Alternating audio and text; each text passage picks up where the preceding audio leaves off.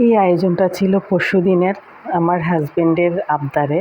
ও বলতেছে বৃষ্টি পড়তেছে, ছোলার ডাল দিয়ে ছুরি শুটকি দিয়ে রান্না করতে। তো ওই দিন করে একদম বিকালের শেষের দিকে সন্ধ্যার আগে রান্নাটা আমি করতেছিলাম। তো ওই দিন রাত্রে ও ভালো মতো একটু খাইছে। আর কালকে সকালবেলা খবর আসছে যে ওকে চলে যেতে হবে। তো বিকালের দিকে চলে গেল। আসসালামু আলাইকুম রহমতুল্লাহ বারাকাতুহু। সবাই আমার ফ্যামিলির জন্য দোয়া করবেন, আমার হাজব্যান্ডের জন্য দোয়া করবেন। তো পরশুদিন তো রান্নাটা করলাম। কালকে সারাদিন খুবই ব্যস্ত ছিল, ও যেহেতু চলে যাবে আর এডিটিং করতে পারিনি। তো আজকে আমি এডিটিং করতেছি। তো গিয়ে আমি ফার্স্ট টাইমে ফ্রাই প্যানে পরিমাণ মতো তেল দিলাম, তারপরে পেঁয়াজ কুচি তো দিলাম, তারপরে আমি পেঁয়াজ কুচির সাথে ছুরি শুটকিটাও দিয়ে দিলাম, একটু তেলে ভেজে নিলাম।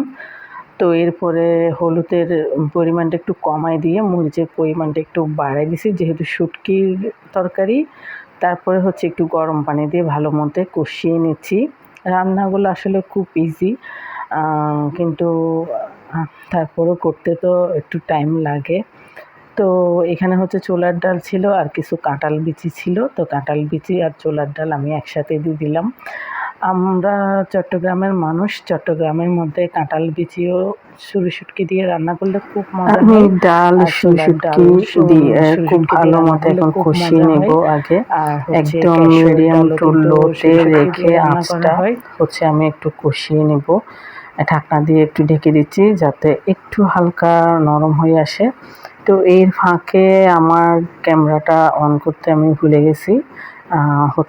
আমি একটু গরম পানি দিয়ে হালকা একটু গরম পানি দিয়ে কষিয়ে নিয়েছি, যেহেতু ছোলার ডাল, তারপর কাঁঠাল বিচি আর শুটকিটা একটু সিদ্ধ হওয়ার জন্য।